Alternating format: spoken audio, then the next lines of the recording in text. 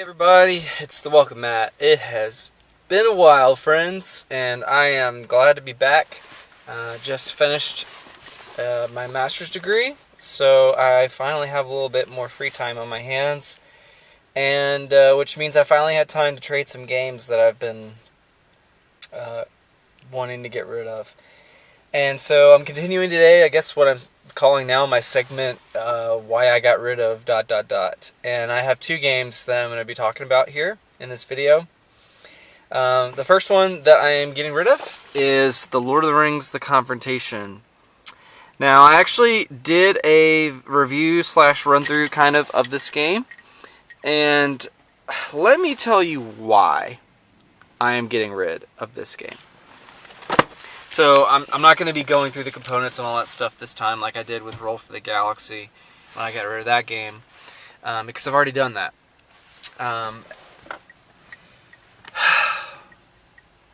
Lord of the Rings: The Confrontation is a fun game, but I feel like the game, it really what the game boils down to behind all the mechanics is just outguessing your opponent. And I get that that's like, I mean, now people may argue with me like, there's a lot of strategy behind when you play certain cards and who you play them with and where you position each character, and if you're playing with a variant where you get to mix and match characters from both sides, because I have the deluxe version that has, instead of just 18 characters, there's 36 total. There's 9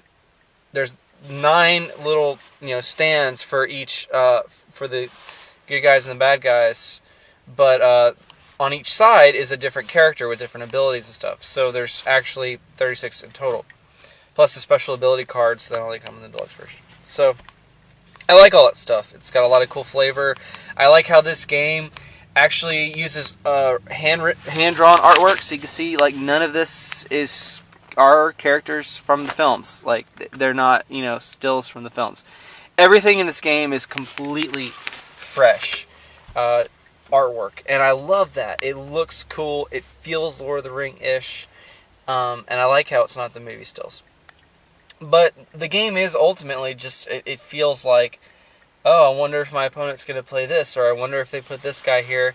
Oh, well, I'm going to put this guy here, and it's fun. I mean, and it's fun when you have that moment where you realize, oh man, I made a mistake, and now, depending on which version you're playing, oh, the Witch King's going to make it into the Shire now. Oh, there you go. One of the ring bearers, maybe it's Frodo, maybe it's Sam, is going to bring the ring to Mordor. Like, I made a mistake, I moved this character here, and now I can't stop him.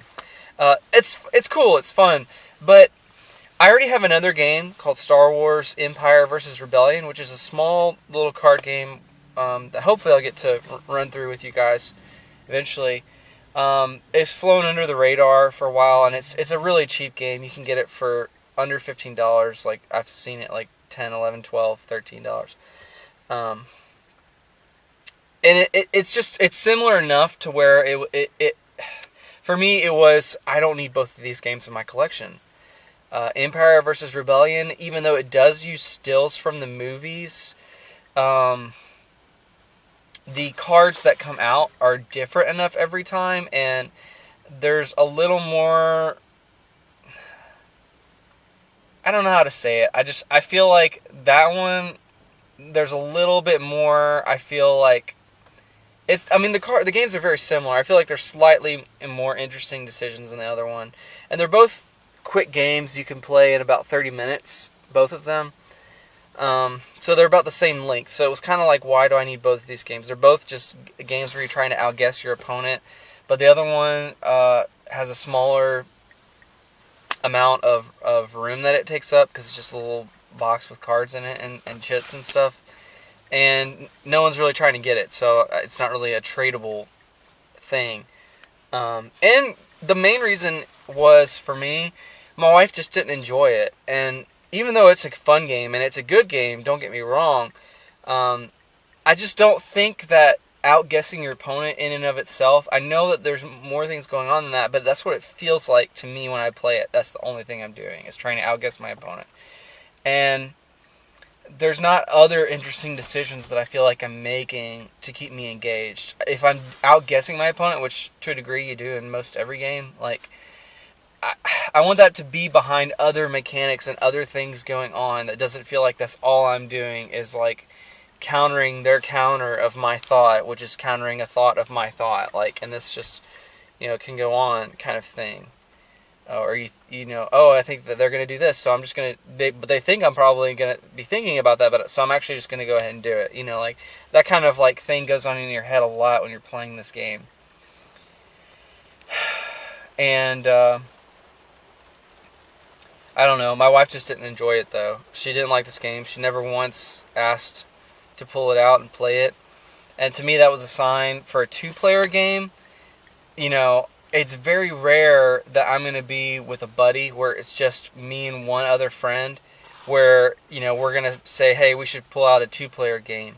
And even then, if I have one of my buddies with me, I'm going to want to pull out a game that my wife not be as inclined to play, but I can play with them. So like Imperial Assault or something like that she may not be as into, so I don't get as much a chance to play it, and it's a game I would much rather be playing than Lord of the Rings: The Confrontation. Not to mention, there are plenty of other Lord of the Rings themed games on the market. I own one of them, the Risk version of Lord of the Rings, which I think is the best version of Risk and one of the only versions that I would even consider playing anymore. There's the Lord of the Rings cooperative game by Reiner Knizia, who, Reiner Knizia also designed this Lord of the Rings Confrontation. There's the Lord of the Rings card game, the one-player or two-player cooperative game, which is also a great game with tons of expansions. There's Battle of Middle-earth. There's the Middle-earth Quest, which is an older game, but from what I hear, a good one, but hard to get and expensive. War of the Ring, the classic. And there are others. So many good Lord of the Rings games. If you're looking for the Lord of the Rings theme, this game doesn't, it has the theme, but there are other games that do it better, that really immerse you in the theme. So I don't recommend it for that.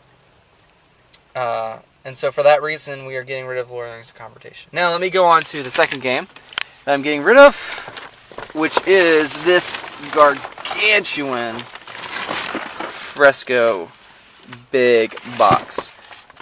Which, as you can see, this is the main picture from Fresco that the original box had, and then these are the pictures from the two expansions. And it was all combined into one big package, 10 modules that come in this thing. And this thing is, as you can see, thick and big. It is the widest game that I own. I think the tallest one is probably Imperial Assault, but it's, it takes up a lot of space. But that's not why I'm getting rid of it. The reason I'm getting rid of it is we never desired to play it.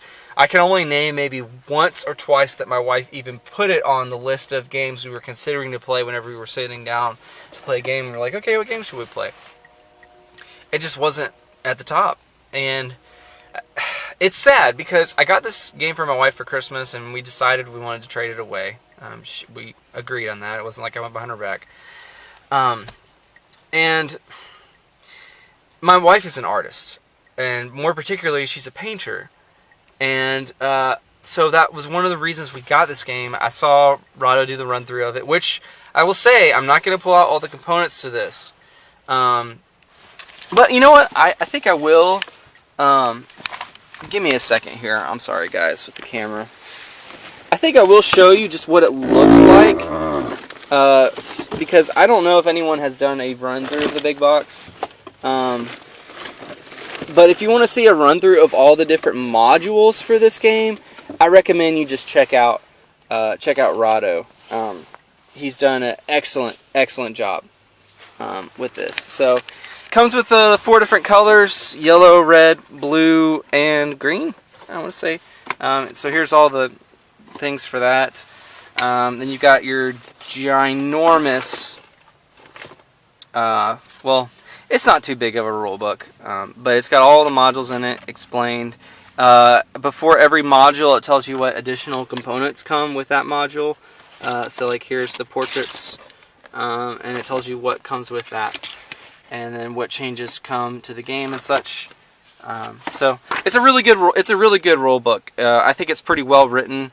Here it gives you a shortcut to all the modules here, and here you can actually see what everything is that comes with it. So I'm not going to go through all that, but here you see some of the tiles and such, and there's a bunch of things here, and it's going to be a mess for me to organize this here in a second, but I've got to do it. Here's the board, which, if you do not know, is double-sided. One side for the 2 or 3 player game, and one side for the 4 player game. And I believe the artwork is the same on both sides. And then here's all the other pieces that come with the game. It's got 2 cloth bags. There was one over here that you can put the tiles and money in and such. And that's pretty much everything. So there's some stuff hiding under this. And there's some stuff hiding under this guy right here. So tons of components in this thing. So why get rid of it? Because oh gosh, guys, I'm so sorry. I'm really sorry about this video quality. It's just it just doesn't have a lot of tough decisions. It really is a gateway / step above gateway kind of game.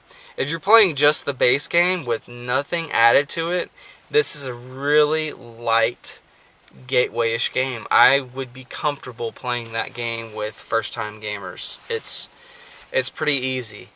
But I don't feel like there's tough decisions in this game. Even in a lighter game, I want there to feel like I'm making some kind of decisions. You make decisions in this game, but I don't know, because you are making all of your actions simultaneously behind your little thing, and your opponent doesn't see what you're doing. The main way that you interact in this game is through the turn order, and then everything after that is kind of just outguessing your opponent where they're going to go and where you think you need to go. And so there's definitely player interaction, but it's just not enough for me. It's not direct enough. And I don't feel like the game has a sense of an arc to it. There is no beginning, middle, and end. There's no sense of I've really made progress here. There's just the sense of I got tiles and I get a tile and it's going to give me more money. But that's the only thing that's the only engine you're really building in this game. There's no change in the rules as the game moves around. Maybe there'll be a few new things that come out, like cards and stuff for the portraits if you're playing with those. But that's it. And it doesn't feel like enough to really feel like this game has an arc. The scoring is done mostly through the game, so there's not much of a...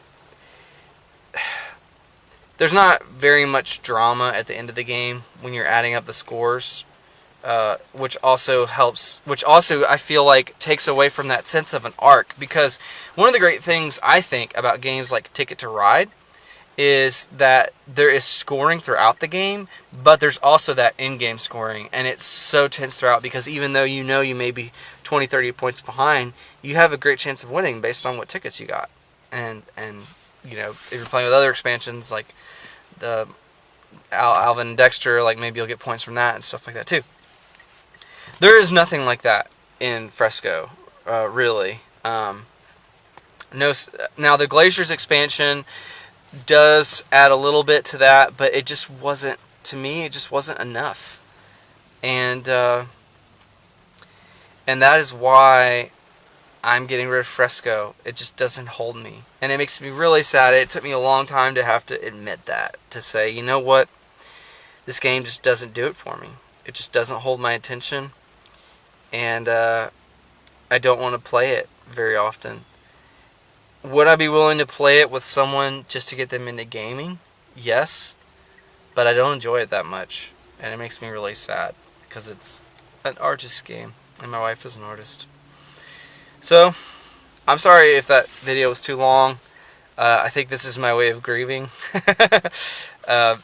In a funny way. I'm just being silly. But thank you guys for listening. And as always, feel free to comment below. Give me your thoughts on these games, why I'm crazy for getting rid of them, or why I made the right decision. This is the Welcome Mat. Look forward to seeing you guys on the next video. Talk to you soon.